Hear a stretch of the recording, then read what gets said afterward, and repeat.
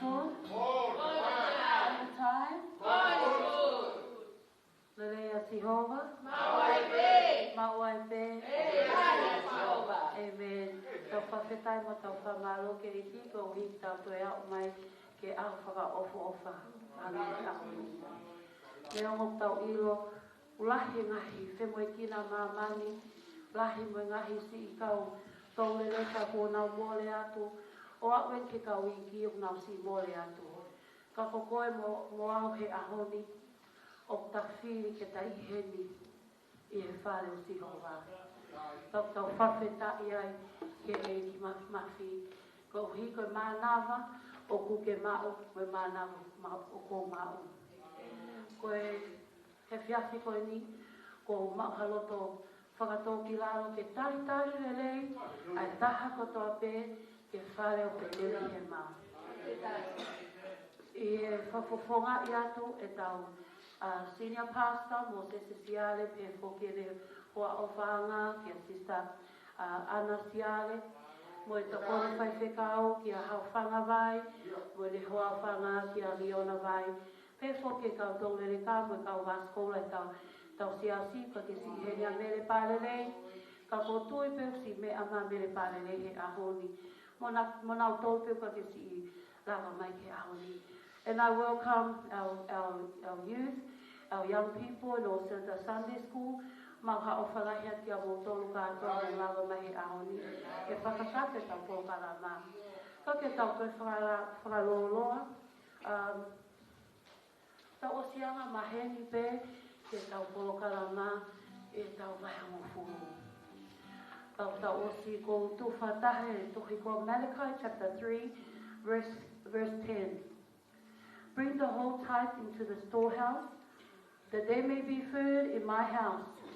Test me in this, says the Lord Almighty, and see if I will not throw open the floodgates of heaven. Amen? And pour out so much blessing that there will not be room enough to store it. Ko taimi no tau sivi e ma tau ahi e tau o tua e kai ngā rotu. O tau o sianga maheni pē tau wahengo furu, li ke whaitu ko ton ke li ki ai. Tau whie mau e tāpaki ko ki tole taha, mok tole taha, e tā kuaki e ke ngawe o tua, ke pane o tua, he. Pako o whawhi ia te kau asa, mo unu mai, whawhi aola, ke ne hiva mai foi hiva, ke tāna ke tau wahengo furu. Amen.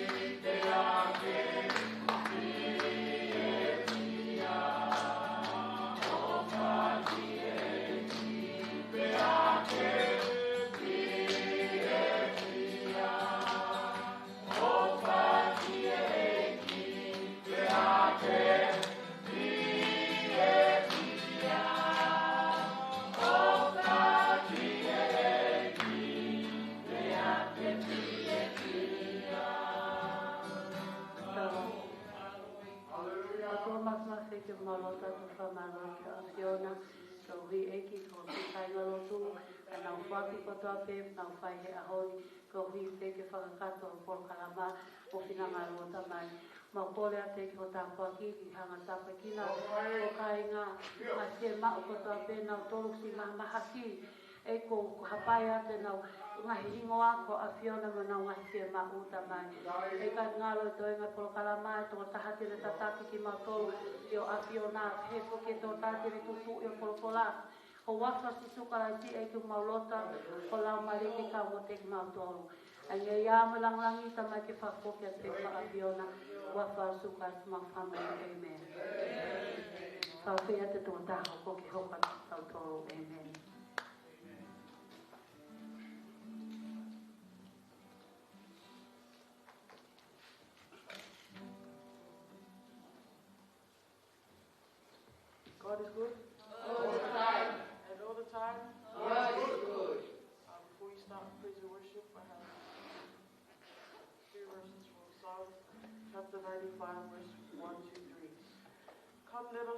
to the Lord.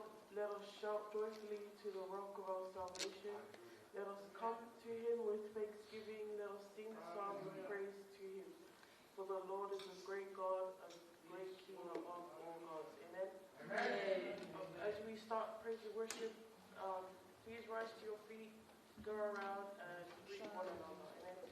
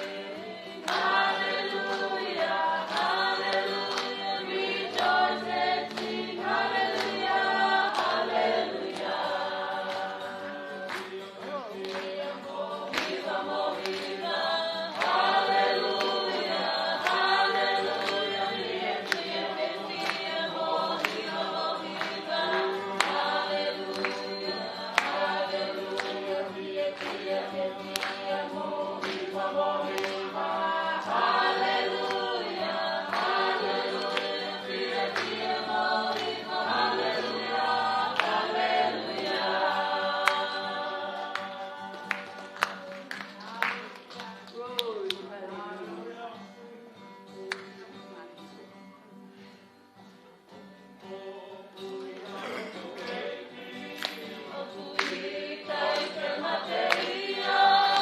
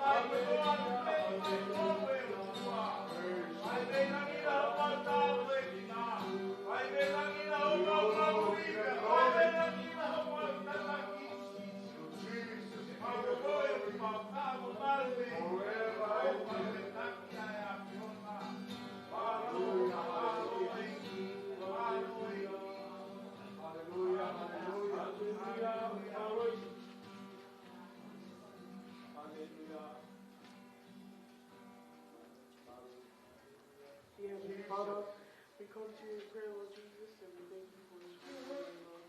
Thank you for giving us this hour to praise and worship you, Lord.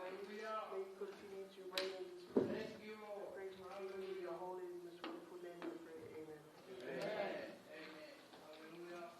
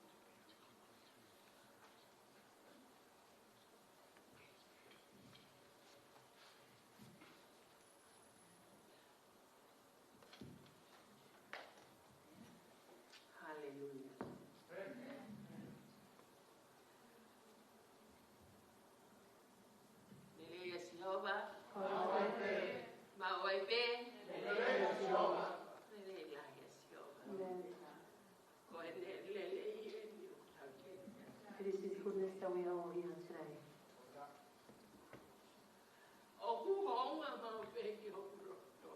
It is a great privilege at all times. God's great love and protection to me. It is so great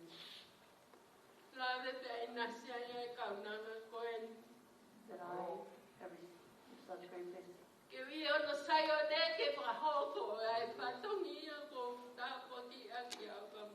So that I may be here with you all in the house of the Lord.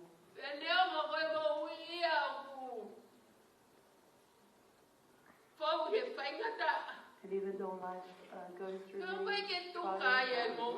struggles, life does not end. There is no complaint. I receive it because we serve a great God. We serve a living God. We serve a God that He provides. And even though I may be unable to church because of sickness or health issues,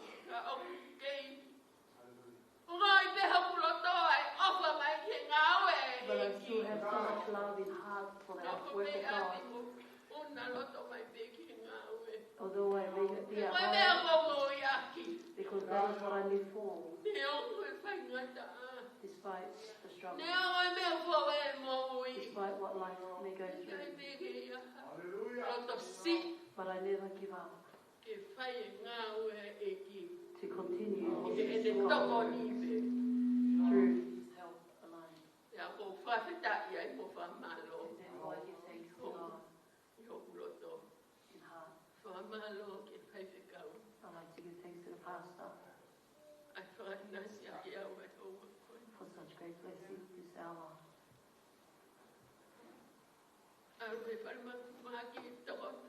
You know, when I went to hospital, if I was lying in hospital,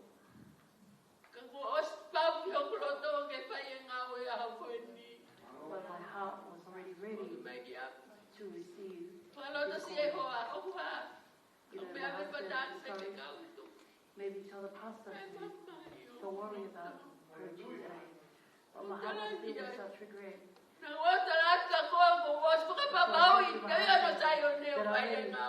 Assured that I'm going to do God's work.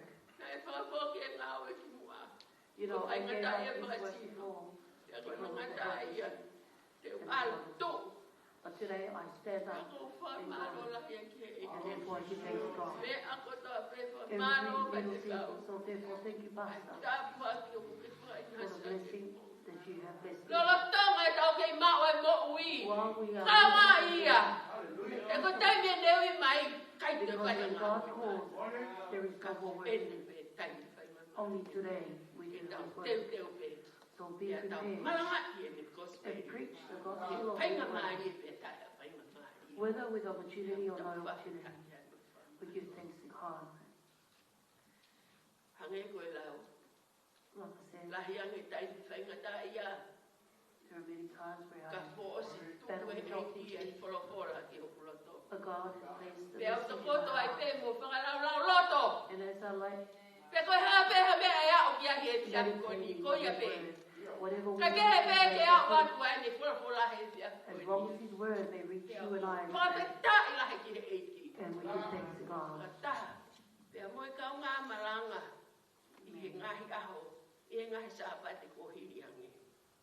We thank God for the previous sermons.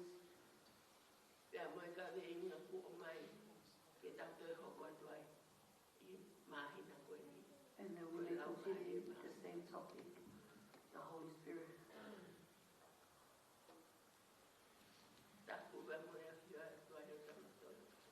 So respect to our Heavenly Father.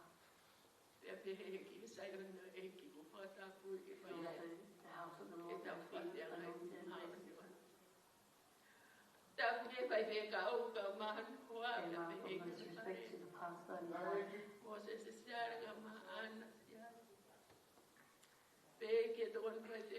Also to the pastor and the family.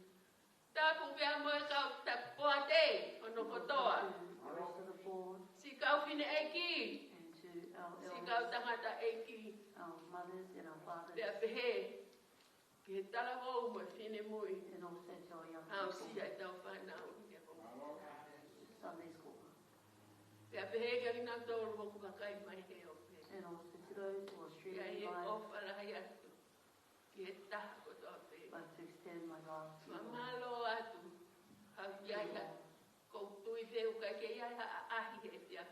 We have no business here. But I'd like to warmly welcome each and one of you all in the house of God.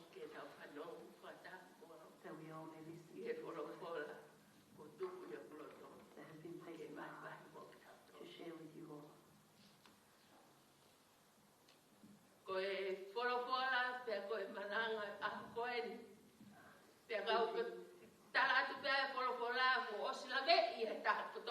The word, the scripture for today, I believe we are all familiar with it, but we must look into it.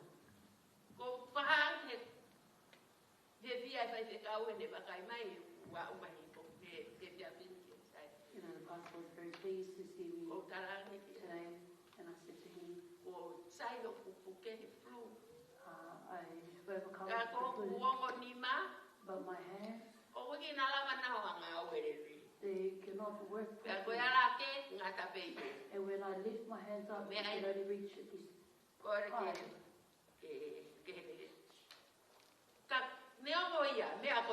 But despite all of that, I said, get up and you can because my mouth will not talk. To preach His word. So it may seem funny to you that my hands can only reach this high. But my voice is still very loud and clear. Amen. And we give thanks to God. The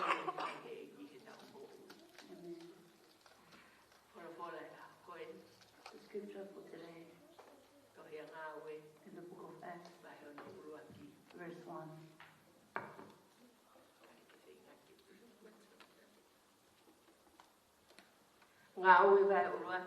Acts chapter 1,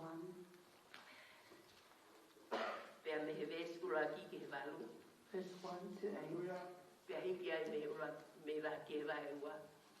and also to chapter 2, verse 1 to 4.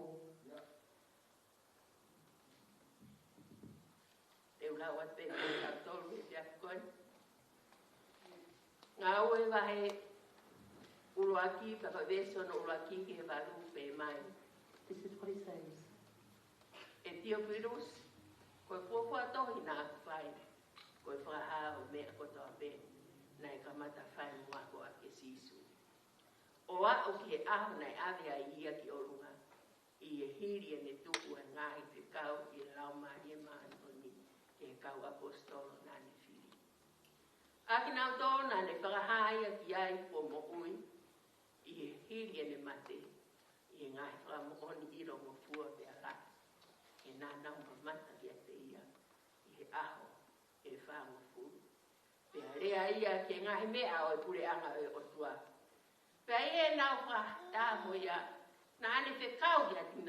Hallelujah. Ke owa te nau alu I Jerusalema ka e tatani ki e tala ofa e tamai. Aia, na e pehe aia ia o mo whanau ai a te au. He nai baptaiso mooni e sione a aki ai vai. Kai aho si pe baptaiso a mo tolu aki ai lau mari maanu. Pe e nau whataha na nau pehui ia te ia o pehe. Eiki. Te toi ani ki he kuangani ai pure anga ki Israel. Pea pehe ia ki ati nau tolu. Oku I kai maa mo tolu ke ilo ki ngahi kuonga mo ngahi aho. Ai au whai te riha tō taha pe ki ai tamai. Vesi ono walu. Ka te mo mao ai malohi o ka hoko mai a lau mari mano ni ki ati mo tolu. Pea koe ku kau whamoni a mo Jerusalema. Mo siutea ko tā pe mo Amelia. Pea ki he ngata anga o mamani. Vahe ono ua pako vese no ula ki ke whape mai. Chapter 2, verse 1 to 4 says, Pea kua hoko sia e aho e Pentekosi. Ko nau kato holo to taki e potu peta. Pea whawhupana ia e ulu mai me langi. Hoa ngea tu oni matang malo iau ki. Pea whapito ai e whare ko toa pena nau nofo ai. Nai hama ki a kina tolo ngai elero mga manga o hange ko ia. Pea nofo ia te kina tolo tata. Pea nai whapito a kina tolo ko toa pea lau mari maanga. Pea nai lau kamata rea ake a rea keke. O whakatatau ki hono wharea e kina tolo. E he lau mari e. Hallelujah. Fatai ki eki. let us pray. E lau mari e mafu mafi. Hao a aio kakai. Ko koe pēna e tupu ai au mangai ata mai. Hao ai di te langi. O tufa ke mau whonu ai. Haele mai o whakamamba. O maukahi o mo anga. Hawori ringi peho opa. Yo maukahi ata mai koto. O ngauhi ke malohi pe. Ai vai vai o maunau mari e. E whakailo ka ki mautolu. Ai toka tolu toku tapu. Kai atu pe ai whakamalo. E tamahi pia moe alo. Mo koe whoki lau mari e. I he kuonga furi pe. Amen. Hawhetai ki he eki.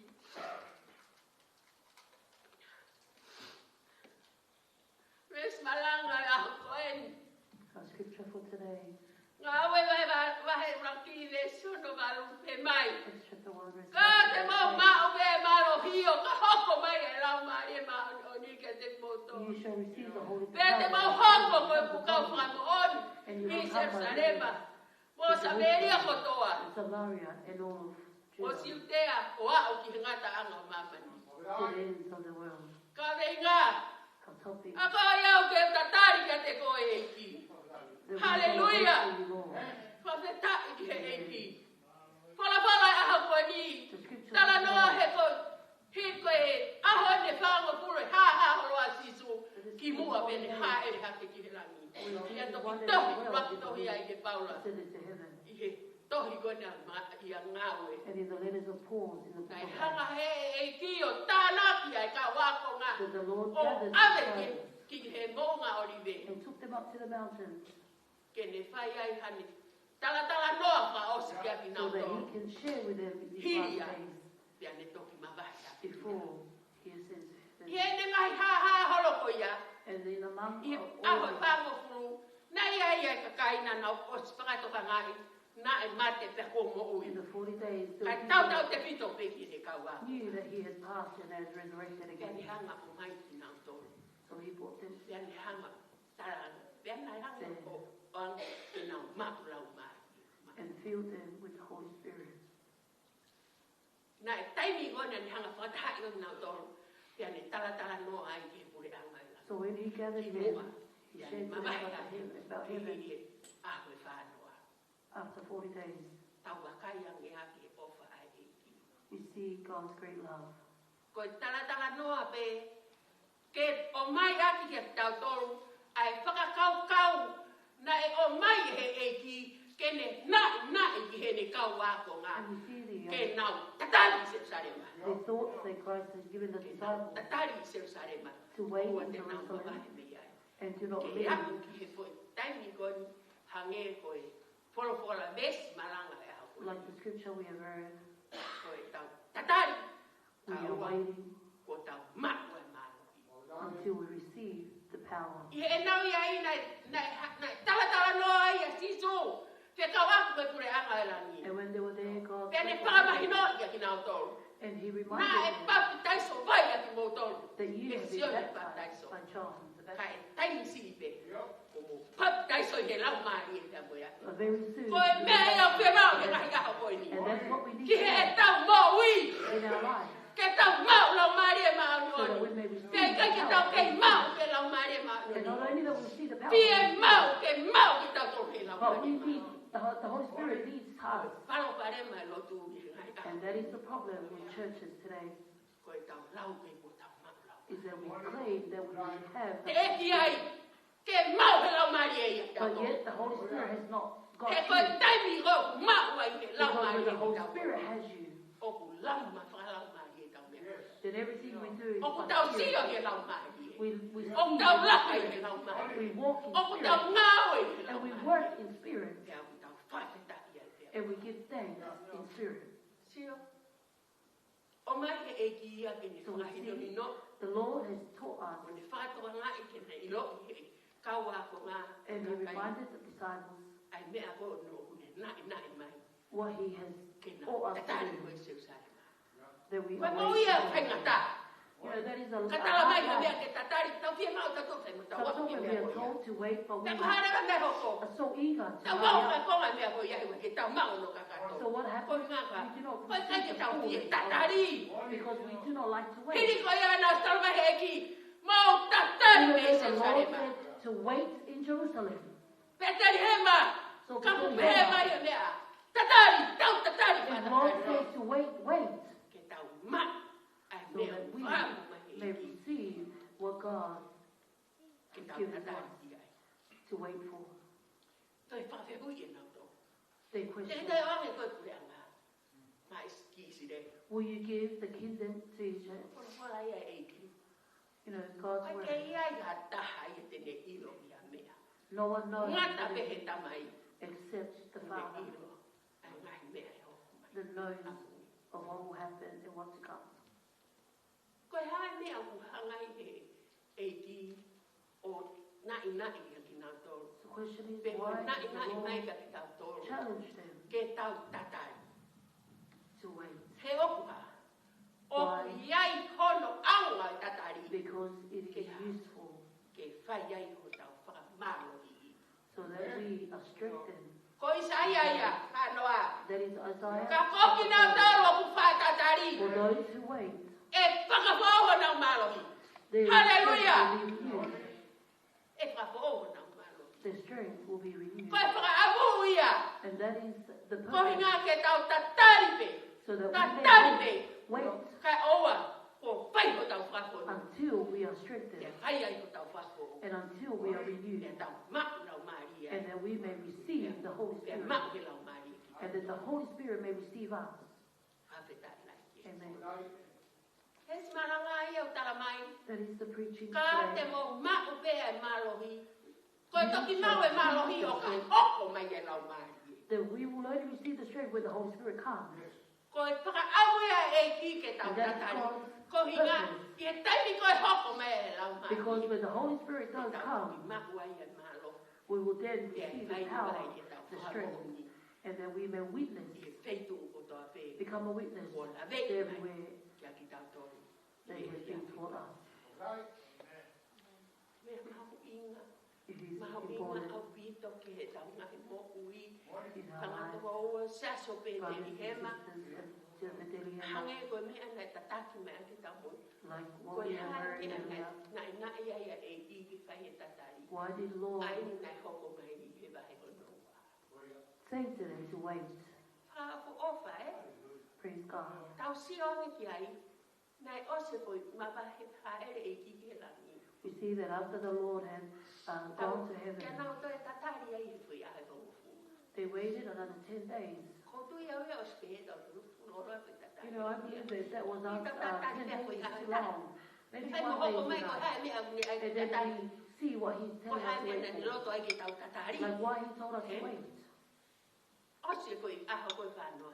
So after the 40 Tatari days, ai fui ahe o ufu. they waited another 10 days. Te ato ki hoko mai. Ai aho i Pentecost. And then the day of Pentecost came. Ai ni o hoko mai. I he vesi. I he wahe o noa. Kia vesi o noa. And that is when we see in chapter 2, verse 1. Tala mai. Na ana Till o the- koloto ta. Soana. Kakai na nau tala o fua. That they live with one Mahalo tau tō in ria. one. Te tau nofo pe mahalo mawheke. And we see the obedience that they had. If that was us, maybe we live with different hearts. And maybe we complain, how come we have to wait so long? Ko e ni tala mai e whakapora e gahe But no here, wa. the word Na nau says in nofo chapter loto 2, taha pe. they waited with one heart. Pea nai ha. And Whakapoki what pā happened? pe. And then Ko suddenly, ulu mai haputu o ni matani. a sound like the blowing of a violent wind. Ko whakakaukau atu.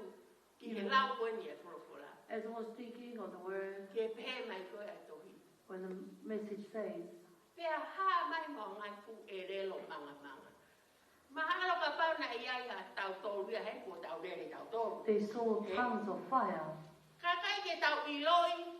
Ko e mea ia nai pia mau wahe e ki ke tau noko ko And I tatari. believe that is what E they iai e said, mea e they hoko run away. mai.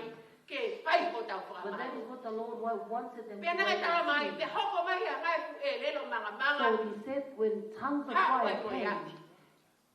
Whakawheta ilahi ke e ki. amen. Ta koe mea pe e whai au tani riu koe api. And that is the only thing that will Kene change us, hanga is kei fire. nai ki ha. Kino ha e tau mohu. That fire Ka will tau noko overcome haloto us. maa. Pe whai ai ke tau whakotu. And Mone then malanga a we tiki ki mua. like what Tiki Tai mila said he earlier, tau mo i Tiki tau said e ewa maha holo pe. many times in life, Lau pe tau we mau run no mari around halo empty ana tape. with no E koe spirit. ha. Why? Tai mi go tau ponu he nau mai. Because when we are filled with the Holy Asi mai Spirit, e kua nau mai le tau. we see the fruits of the Holy Spirit. Mahino le vai ia. O kui hai. Ai lau mari o e ki. And there we can testify Tala mai the nai Holy hu. Spirit of that person. Koe api nai alu ke loto mo taha ko toa He pe. said that the Pe tongue whare ai ki nau opens tōru. each person's heart and Whawheta i ki enables e them ki. to speak. We give thanks to God. Sa so Petelihema. Church of Tala mai Petelihema. nai whare ai ki nau tōru he ngai rea keke. The tongues. Mea mahu inga tau rea keke he. It Ka is wala so tu pea valuable tai that mia we ko keep maha it. me lau mai e. Ko tau rea sai keke tau tōru. You know, when the Kai Holy pia mau Spirit ki he tau starts to mohu. speak different Sa languages, so Petelihema. But the church of Whakatoka Petelihema, mai mau pe tau mo we ui. need to I be he tau alive panu he lau mai e. that whether we are filled with the Holy Spirit and that we speak in the Holy Spirit, and when we receive the power of the Holy Spirit, when the Holy Spirit it bears fruit, and one of the things is love, is patience, and these are the fruits that we should see in Christianity today. Example this: if there was a glass of water and I took it and drank it and I received it, exactly the same. When I receive the Holy Spirit comes. So that is the end of the Christianity thought. Thinking that they have.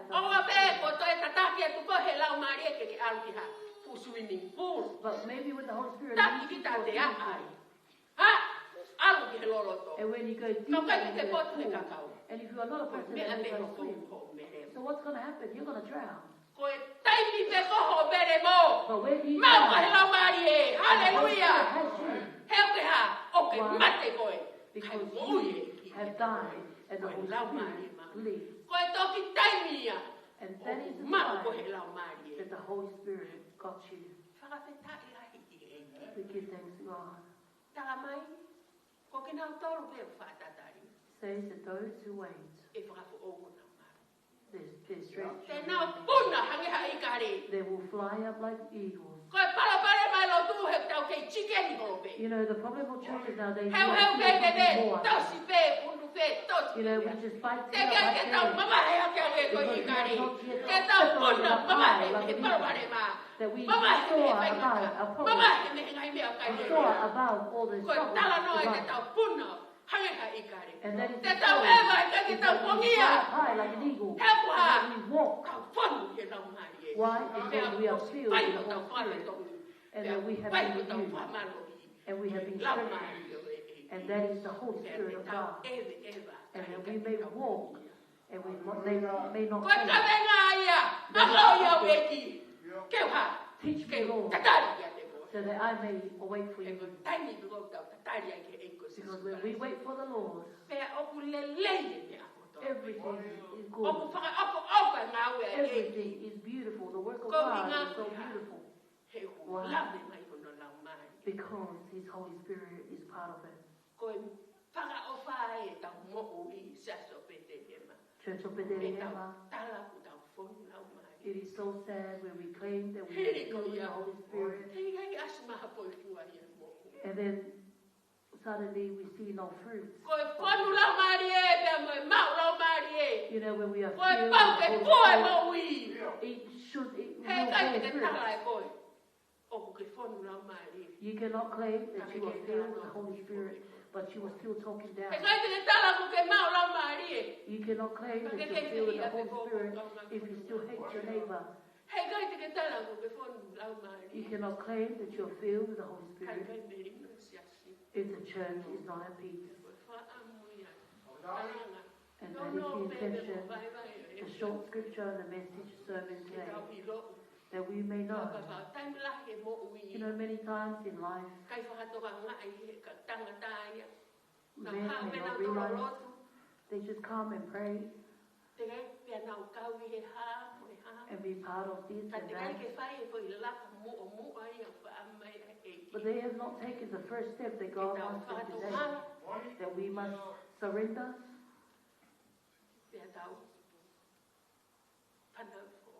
and that we must be born again. You know, there are so many people who go and study so that they can achieve, you know, the bachelor.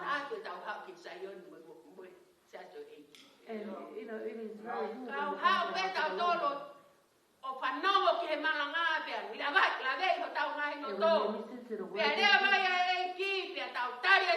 And when the Lord has the Lord, and we confess and surrender. You know, that is part of Christianity life. When we achieve a bachelor or degree, we no longer need to go study.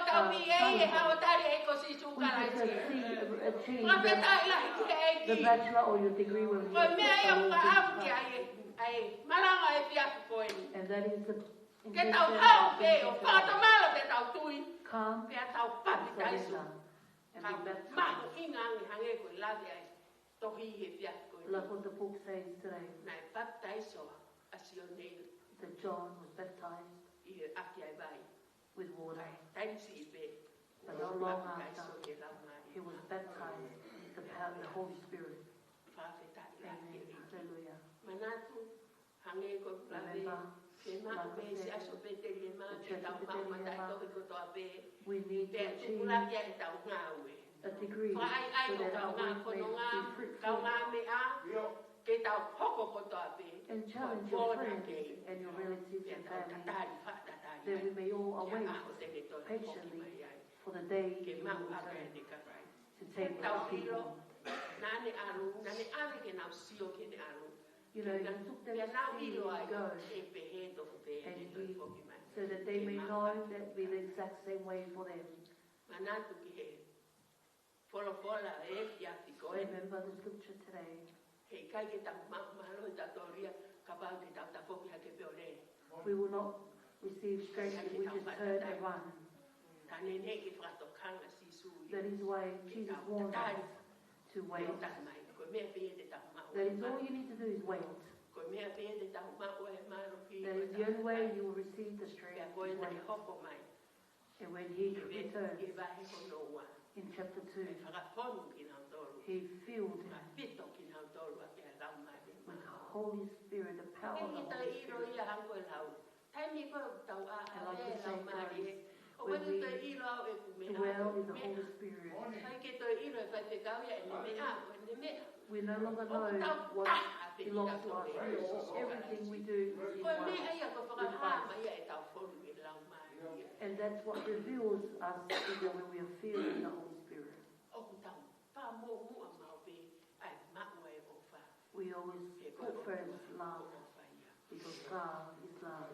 Taki ki tau tōru te lau mai e ke mai mo o whakatua ko tō Will ape. lead us to all Koe ranga truth. ia e tau moku i e. That is life. Pea mo e ne wholo hake ni hanga. Mahino ni hok.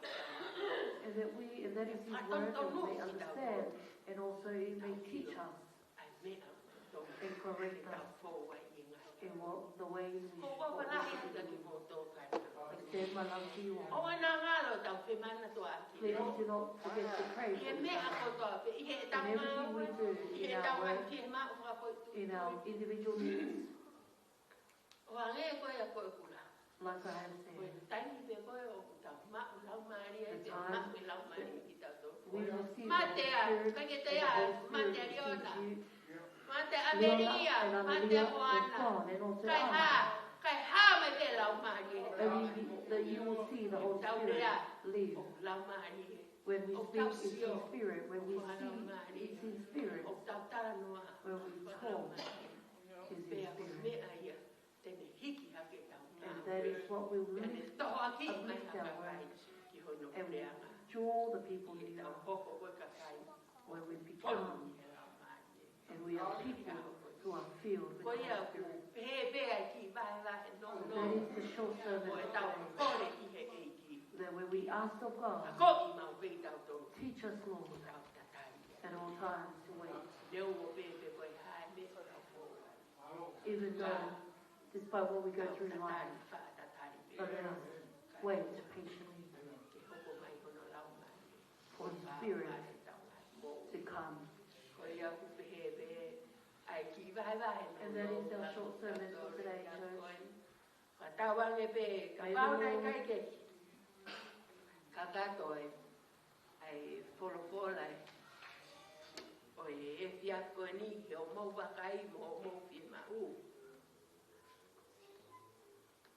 The scripture, you did not understand the words today. Iai pe ngahi vesi he ki mina apulari ki ai ki mua pe mai. There are verses. Ko koe ai tau ka po ia, tau potu e mahu inga. Koe fuaki ai ta mai, mea ofa ia ne pungai. Si whauni tēni he mo ui, he mama tai mapui foki. Tā mai he vesi ko ni. Te ke i ai whiri ke mama o o tuku peke te tau pe a. Kataki mua e a Fiona e i kai he o mawhona. Ka te mau hau he kohi. O tō ai hare rei no hona. Hallelujah. Whapeta i e ki. Ia e... I he wahe hono wā. Tea i he... Vesi hono tolvalu. Ko ki po hiwa pe te o hiwa atu pe ai. Hiri pe ia. Ia o toku pāo se. Hiri pe ho ia kou. Kore ki a... Ki a hola tene ho tu pāo se. And after that, I want to ask Sister Hola to close us off with Koe vai pe o no wā pa koe vesi hono tolvalu. I he... 2 verse 38 I to ia ngā ue pe. in the book of Acts.